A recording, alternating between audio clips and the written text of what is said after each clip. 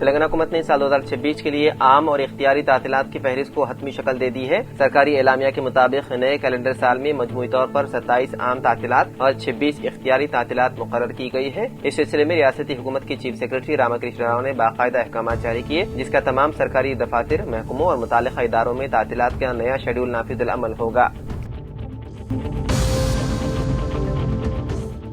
ولیکٹرا company کی تیار کردہ نئی الیکٹرک کار کا وزیر اعلی ریونت ریڈی نے افتتاح کیا۔ تلنگانہ رائزنگ گلوبل سمٹ کے موقع پر فیوچر سٹی کے احاطے میں پیر کے دن منعقدہ اس تقریب میں کار کی نقاب کشائی کے بعد وزیر اعلی نے خود اس کا اسٹیئرنگ سنبھالا اور آزمائش ڈرائیو کی۔ اس موقع پر نائب وزیر اعلی ملو بھٹی وکرمارکا، میگا انجینئرنگ انفراسٹرکچر لمیٹڈ کے مینیجنگ ڈائریکٹر کرشنا ریڈی بھی کار میں موجود تھے۔ سمٹ کے انتظامات جدید طرز اور ماحول دوست طریقے پر کیے گئے ہیں۔ تمام سہولیات کو پلاسٹک اور کاغذ کے استعمال سے دور رکھتے ہوئے زیادہ سے زیادہ ڈیجیٹل طریقہ کار اپنایا گیا ہے۔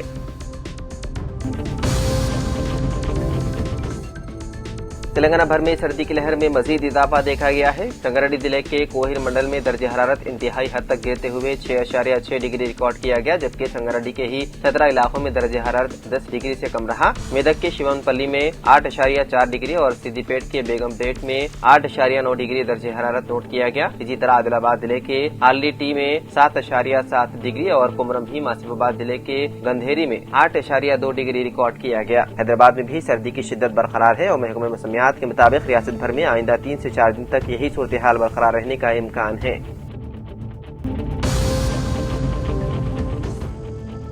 تلنگانہ میں گرام پنچایت انتخابات کے دوسرے مرحلے میں 415 سرپنچ بلا مقابلہ ہو گئے منتخب۔ تلنگانہ میں گرام پنچایت انتخابات کے تحت نامزدگیوں کے دوسرے مرحلے کی تکمیل کے ساتھ ہی انتخابی صورتحال تقریباً واضح ہو گئی ہے۔ ریاست بھر میں سرپنچ اور وارڈ ممبرز کے عہدوں کے لیے جملہ 91,288 امیدوار میدان میں ہیں۔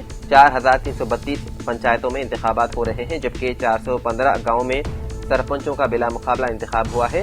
سرپنچوں کے لیے نامزدگی داخل کرنے والے 7,584 امیدواروں نے دستبرداری اختیار کی، جبکہ 5 گرام پنچایت ایسے ہیں جہاں کسی نے پرچہ نامزدگی داخل نہیں کی۔ ماباقی 3,912 گرام پنچایتوں میں 13,128 امیدوار سرپنچ عہدے کے لیے انتخابی میدان میں اپنی قسمت آزما رہے ہیں۔